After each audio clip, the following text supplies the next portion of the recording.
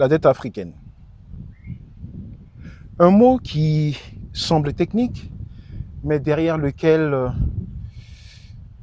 se joue une grande partie de notre destin collectif. Dans la réalité, la dette est un levier de développement. Mais si on constate les faits en Afrique, la dette est souvent une chaîne qui limite notre souveraineté. La question qu'on va se poser ce soir est, la dette africaine est-elle un outil de développement ou une chaîne ou une arme silencieuse de domination? Alors, dans les faits, la dette publique sert à développer un pays. On l'a vu au sortir de la guerre mondiale avec la mise en place des institutions de Bretton Woods, à savoir FMI, le FMI ou la Banque mondiale. Ces institutions ont permis à l'Europe de se reconstruire. Alors, évidemment, si on considère ce qui s'est passé en Afrique, au sortir de l'indépendance, il fallait construire des routes, des chemins de fer, etc. Et donc, l'Afrique s'est mise à s'endetter. Or, si on regarde dans les faits, ces dettes à l'époque n'ont pas servi à construire le continent. Il n'y a qu'à considérer l'actualité ou encore le passé avec l'histoire des biens mal acquis de différentes familles en Europe. Donc, si la dette sert effectivement à construire des hôpitaux, si la dette sert à construire des chemins de fer, à aider l'Afrique à produire, évidemment, c'est ce que nous voulons. Pour ceux qui me suivent le plus souvent, j'ai fait une vidéo dans laquelle j'évoquais la mise en place du système social français au sorti de la Seconde Guerre mondiale en 1945 avec Ambroise Croizat et le père de la sécurité sociale français. C'est pas un passé lointain. Ce système est encore perfectible, même si c'est le meilleur au monde. Puisqu'il faut le dire, le système de répartition, ce système français est le meilleur au monde. Même si ce système coûte cher, il faut sortir de la France pour s'en rendre compte. Donc, si la dette doit servir le développement, cette dette doit répondre aux besoins des peuples du continent.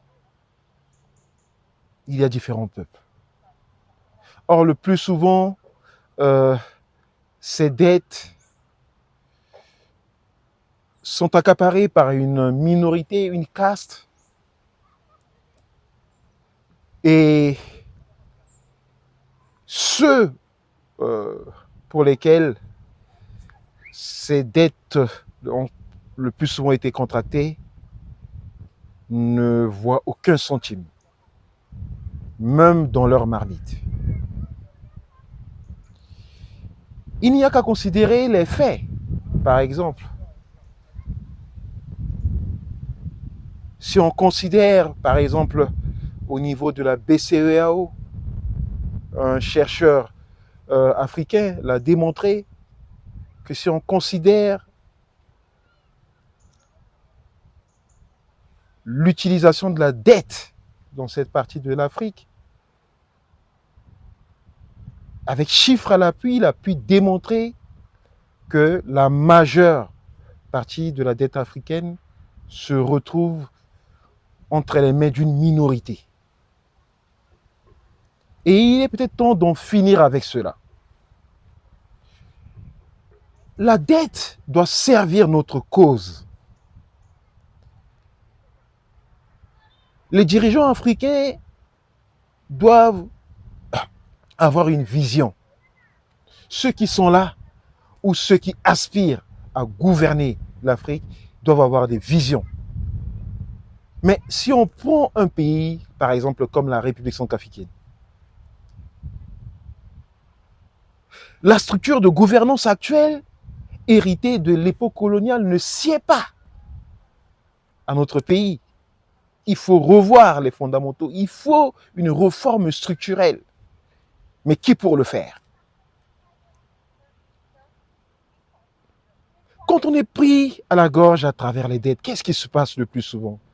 On nous impose des programmes d'ajustement structurel dont l'objectif est de faire en sorte que la dette soit remboursée en détriment de nos politiques économiques, en détriment des besoins de notre peuple.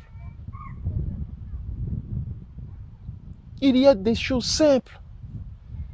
La Chine, un pays du tiers-monde, s'est développé aujourd'hui parce qu'ils ont pu mettre en place un modèle. Singapour a fait pareil. C'est pour ça que c'est important pour l'Afrique de miser sur l'éducation. C'est important pour l'Afrique d'avoir une politique économique, une vision. Le continent doit avoir une vision et avoir les moyens de financer sa vision. Et donc, quand on parle du franc CFA, le problème avec le franc CFA, ce n'est pas le problème de l'arrimage. Le problème du franc CFA, la vraie question qui se pose, c'est que est-ce qu'on est capable de faire fonctionner la planche à billets pour soutenir la production? Non. Aujourd'hui, la zone BEAC ou encore BCAO, on ne peut pas mener une politique monétaire non orthodoxe. Or, les pays développés le font. Une politique keynésienne consiste en l'interventionnisme de l'État. Donc, on augmente la dépense publique et quand on augmente la dépense publique, on fabrique de la monnaie. Or, à cause de cet arrimage, aujourd'hui, la monnaie africaine, elle n'est pas fluctuante. Et c'est un sérieux motif de décalage. Intellectuels africains, élite,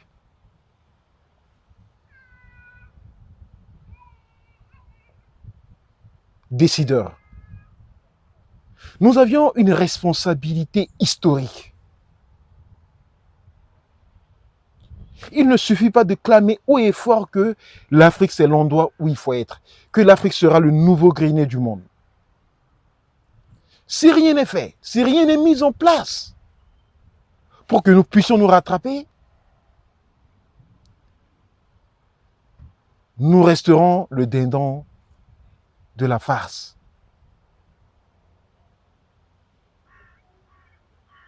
L'Afrique, c'est l'endroit où il y a toutes ces richesses naturelles convoitées par le monde.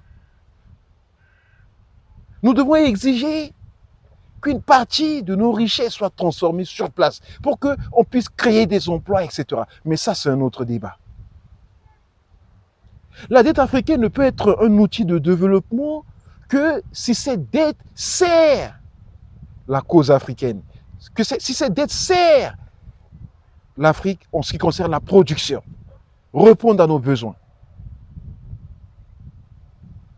Mais si cette dette consiste à faire en sorte que nous soyons pris à la gorge, que si cette dette se retrouve entre les mains d'une minorité, avec l'histoire des biens mal acquis, alors c'est un autre sujet. Reprenons-nous. Il n'est plus jamais temps qu'on puisse se reprendre en main. Le continent a besoin de ces intellectuels. Ce dont l'Afrique a besoin aujourd'hui, ce n'est pas des personnes formées dans les grandes écoles en Europe, etc. Ce sont des personnes capables de tenir compte de réalités locales. En un mot, je veux dire ici, l'Afrique a besoin d'intellectuels, de personnes capables d'avoir une vision pour nous, le continent. Voilà le petit message que j'avais à faire passer à travers cette vidéo. Reprenons-nous en main. Au revoir.